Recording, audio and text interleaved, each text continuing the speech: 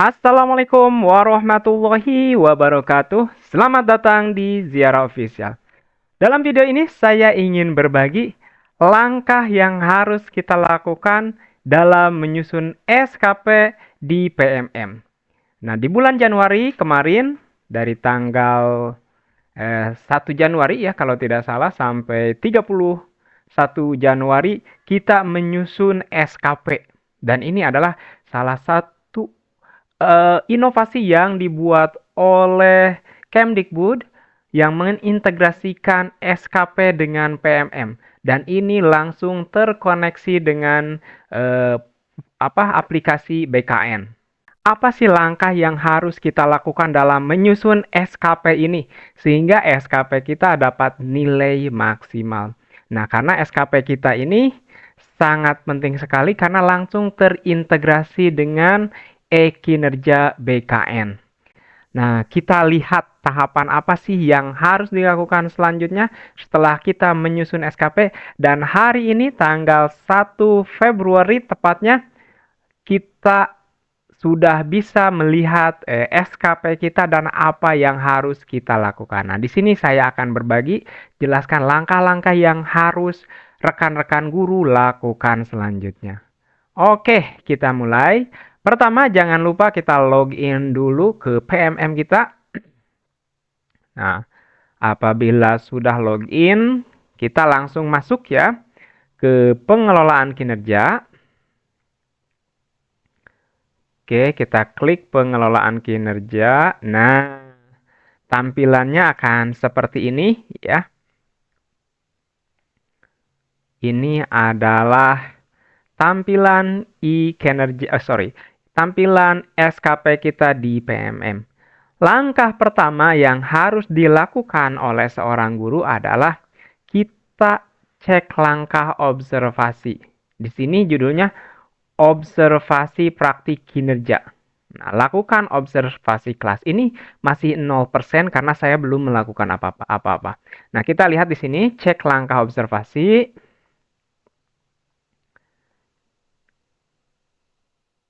Nah, ini tampilan langkah observasi adalah seperti ini. Ini siapa yang melakukan observasi? Observasi dilakukan oleh atasan langsung, yaitu oleh kepala sekolah. Nah, yang pertama yang harus dilakukan adalah aktivitas interaktif atau cek rubrik observasi. Kita cek dulu. Oke, di sini ada keterangan fokus perilaku yang diobservasi. Yang pertama, guru memfasilitasi kegiatan pembelajaran yang memberi peran pada semua peserta didik. Oke, yang pertama perilaku yang dianjurkan, guru memotivasi semua peserta didik untuk berperan aktif dalam proses pembelajaran. Guru menyediakan peran dalam kelompok untuk memastikan semua anggota mendapat peran. Guru memberi dukungan dan kesempatan pada peserta didik yang pasif untuk berperan. Perilaku yang dihindari, guru membiarkan peserta didik membuat dan bagikan peran dalam kelompok. Guru menyediakan peran yang terbatas sehingga peserta didik tertentu tidak mendapat peran. Guru memberikan sebagian peserta didik bersikap dominan dalam proses pembelajaran. Nah, ini nanti itu berhubungan, poin-poin ini berhubungan dengan poin observasi yang akan pilih nanti di bawahnya. Jadi nanti ada 3 poin observasi yang harus kita pilih, mana yang ingin kita perbaiki dan mana yang ingin kita observasi oleh kepala sekolah kita, oleh atasan kita. Jadi poin mana yang mau diobservasi. Dan pada saat pelaksanaan observasi, ini yang harus kita lakukan dan ada hal-hal yang tidak boleh dilakukan itu. Jadi itu poin pentingnya, jadi semua saling berhubungan. Nah, kita klik saya mengerti.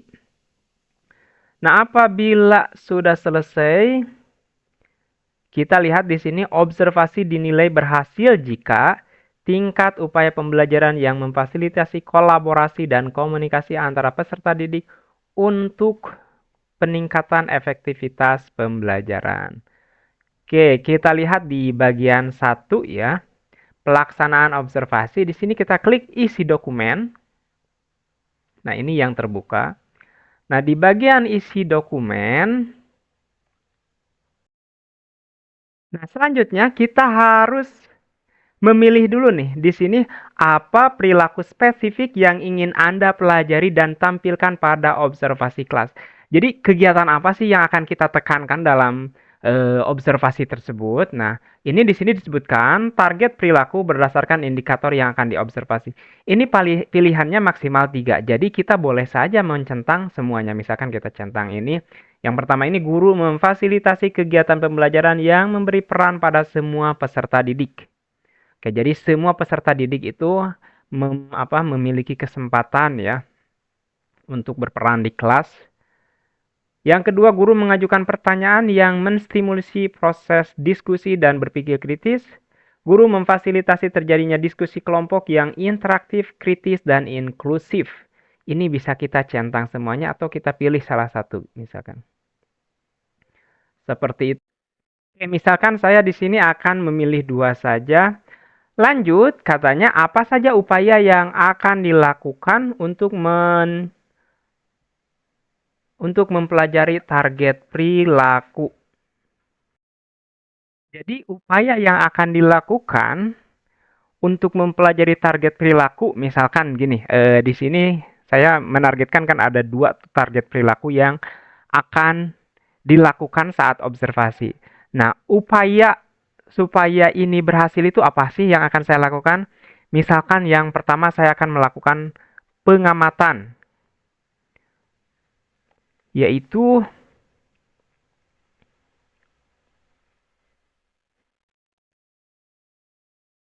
di sini saya sudah menyusun ya beberapa upaya yang akan saya lakukan untuk mempelajari target perilaku. Jadi perilaku yang kita pilih di sini adalah perilaku yang ingin kita perbaiki dan ingin kita tampilkan. Jadi kita merasa kalau kelas kita itu misalkan anak-anak itu diskusinya masih kurang dan berpikir kritisnya masih kurang misalkan. Nah, kita ingin diobservasi dan ingin kita pelajari nih hal ini dan ingin ditampilkan nanti ke kepala sekolah apakah ini sudah sesuai dengan harapan pimpinan atau belum.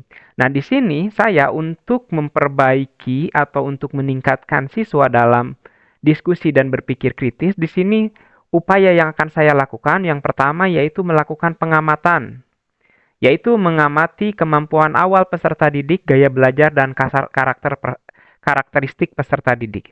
Jadi nanti saya ketika tahu nih kemampuan awal peserta didik, gaya belajarnya, maka saya akan mudah memodifikasi kelas sehingga bisa menstimulus siswa untuk bisa berdiskusi. Kalau kita sudah tahu karakternya, apakah mereka aktif, kesukaan mereka apa, itu kan gaya belajarnya seperti apa.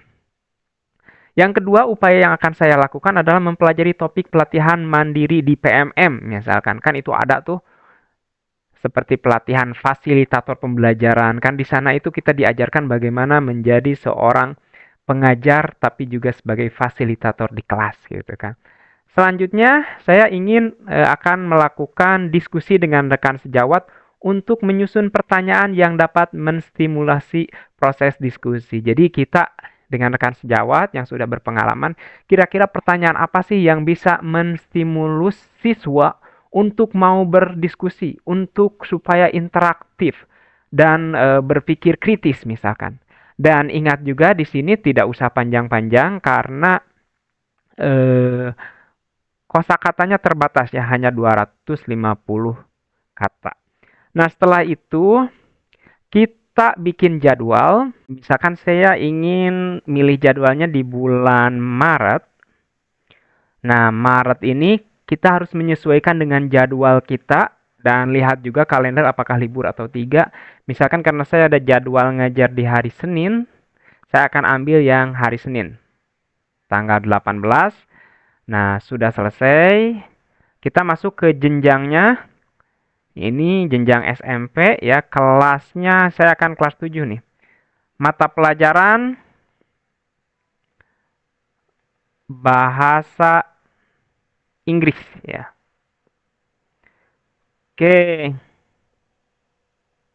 Di sini kita harus memasukkan catatan lain, tapi ini opsional ya, boleh misalkan jamnya. Jamnya yaitu jam 8.40 pagi ya, misalkan itu catatan. Nah, di sini selanjutnya yang harus kita unggah yaitu dokumen RPP, modul ajar yang akan kita lakukan. Dan selanjutnya adalah kumpulkan ya. Cuman kebetulan di sini saya belum menyusun RPP yang fix karena ini baru dibuka kan tanggal 1 ya. Maka saya akan simpan saja dulu ini sebagai draft ya. Saya simpan dulu, simpan sebagai draft dan keluar. Nah, selanjutnya tadi itu seharusnya kalau saya sampai mengumpulkan itu maka akan masuk ke sini menunggu atasan melakukan observasi dan nanti itu lanjut di sini refleksi dan diskusi dengan atasan untuk mengisi dukungan yang dibutuhkan. Dan ini ada beberapa langkah yang perlu dilakukan. Nah, ini ya untuk yang pelaksanaan observasi. Jadi tahapannya seperti itu. Itu hanya gambaran yang saya berikan saja supaya mempermudah. Jadi ingat tadi ada misalkan indikator yang akan diobservasinya apa gitu kan. Itu ada 3 ya. Nah, kurang lebih apa yang harus kita lakukan yaitu dengan mempelajari misalkan kayak tadi saya melakukan pengamatan, melakukan pelatihan di PMM itu bisa jadi hal-hal yang seperti itu yang kita lakukan. Nah, apabila ini sudah selesai, sambil menunggu kita juga bisa melakukan atau kalau sudah ada mulai mengupload berkas yang diperlukan. Di sini saya memilih ada 4 poin saja ya, tapi totalnya 40 poin. Cari aman saja karena ini awal-awal. Jadi saya masih hati-hati, tidak terlalu banyak saya ambil.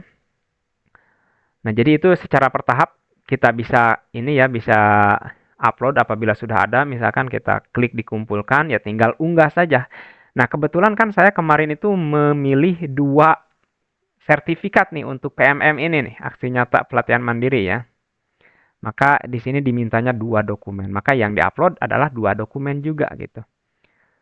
Oke, selanjutnya di sini ada kumpulkan tugas tambahan karena yang saya ambil itu adalah hanya 1 yaitu menjadi pembina ekstrakurikuler. Jadi saya tinggal kumpulkan saja. Ini yang dipinta itu adalah laporan disertai surat keputusan atau surat tugas gitu. Jadi semua hal yang kita pilih di awal-awal itu semua harus dikumpulkan ya. Dan harus ada barang buktinya. Nah, di sini ada dokumen KOSP ini nanti sama kepala sekolah, atasan. Dokumen kehadiran kelas juga dikumpulkan oleh atasan. Perilaku kerja. Kita lihat perilaku kerja, kita cek. Nah, di sini ini adalah perilaku kerja yang saya pilih ketika menyusun SKP. Ada beberapa di sini. Nah, setelah itu saya mengerti. Semoga ini bermanfaat. Semoga setidaknya kita ada gambaran nih apa yang harus dilakukan saat ini. Ingat periode kita itu dari Januari sampai Juni nih. Ya, jadi ini sudah mulai diaplikasikan. Jadi lebih cepat, lebih baik Bapak Ibu sekalian. Jadi silakan mulai disusun dan mulai dikerjakan terutama ini nih untuk pengembangan kompetensi ya. Oke, barangkali itu yang bisa saya sampaikan. Semoga ini bermanfaat buat semuanya. Apabila ada tambahan atau yang kurangnya boleh ditambahkan di komen. Kita saling share, saling berbagi teman-teman semuanya. Oke, that's all. Wassalamualaikum warahmatullahi wabarakatuh.